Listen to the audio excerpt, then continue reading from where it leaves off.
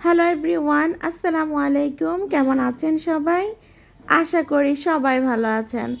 চলে আসলাম দুপুরের আয়োজনে। প্রথমে ফ্রাই প্যানে সরিষার তেল দিয়ে নিয়েছি, তারপর লবণ হলুদ মরিচ মাখিয়ে রাখা মাছগুলো তেলে ভেজে নিচ্ছি। আর অন্য পাশে ভাত বসিয়ে দিয়েছি। আর এভাবেই কিন্তু আমরা মেয়েরা প্রতিদিন রান্নাঘরে গুছিয়ে রান্না করে থাকি, কারণ রান্নার আগে যদি সব কিছু গোছানো থাকে তাহলে রান্না করতে কিন্তু খুব সময় কম লাগে। আর এভাবেই রান্না করে প্রতিদিন সংসারের সব কাজ করে থাকি আমরা। যারা আমার ভিডিও দেখা শুরু করেছেন, প্লিজ প্রতিদিনের মতো রিকোয়েস্ট করব, একটা লাইক দিয়ে ভিডিওটা দেখা শুরু করবেন। আর যদি ভালো লাগে তাহলে সুন্দর একটি গঠনমূলক কমেন্ট করে যেতে পারেন। আমার ডেলি এই রান্নার ভিডিওগুলো আপনাদের কাছে কেমন লাগে অবশ্যই জানাতে পারেন। আর আমি সারাক্ষণ ঘরেই থাকি, আর ঘরের টুকটাক কাজকর্ম নিয়েই আপনাদের সাথে আমার ভিডিওগুলো উপস্থাপন করি। আজকে আমি রান্না করব আমার পছন্দের সবজি, আর এটা এই গরমকালে কিন্তু আমার খেতে খুবই ভালো লাগে, যেটা আমরা রান্নার শসা বলি। যেহেতু একটা হচ্ছে সালাতের শসা, আরেকটা হচ্ছে রান্নার শসা। আর এই শসাগুলো কিন্তু রান্না করে খেতে খুব ভালো লাগে। আর আমি কিন্তু এখন প্রতিদিনই সরিষার তেল দিয়ে রান্নাবান্না করে থাকি। আপনাদের ভাইয়া বলে দিয়েছে সরিষার তেল দিয়ে রান্নাবান্না করার জন্য।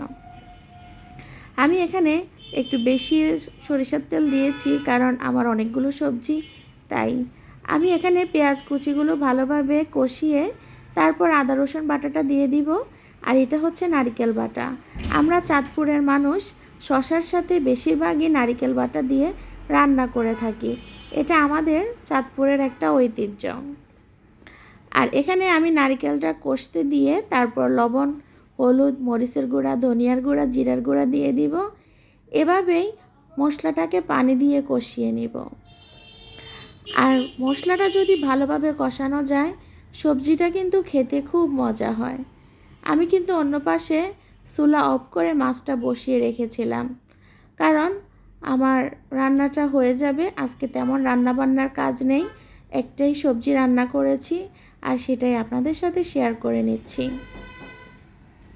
কষানোর সময় কিন্তু মশলাটা একটু নাড়াচাড়া দিতে হবে, নাহলে মশলাটা নিচে লেগে যেতে পারে, যেহেতু নারকেল দিয়েছি।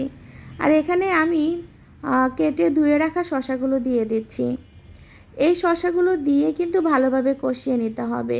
শসা থেকে কিন্তু পানি বের হয় কষানোর সময়, তাই তেমন পানি দিতে হয় না। আর এখানেই আমি ভালো করে কষিয়ে নিব। ইদানিং খুব ব্যস্ততার মধ্যে দিন কাটছে। আজকে 3 মাস ধরে আসলে আমি অনেক ব্যস্ত, তাই আপনাদের ভিডিওতে তেমন সময় দিতে পারছি না। আপনারা সবাই ক্ষমা সুন্দর দৃষ্টিতে দেখবেন। আর এখানে আমার শসাগুলো কষানো হয়ে গেছে, এজন্য আমি ঝোলের পানি দিয়ে দিয়েছি। আর আমার হাতে একটু কম সময় ছিল, কারণ আমার ছোটো মেয়ে স্কুল থেকে চলে এসেছে, ওকে তাড়াতাড়ি খাবার দিতে হবে। তাই আমি ঝোলের পানিতেই তাড়াতাড়ি করে বলক আসার সাথে সাথে আমি মাছ দিয়ে দিচ্ছি।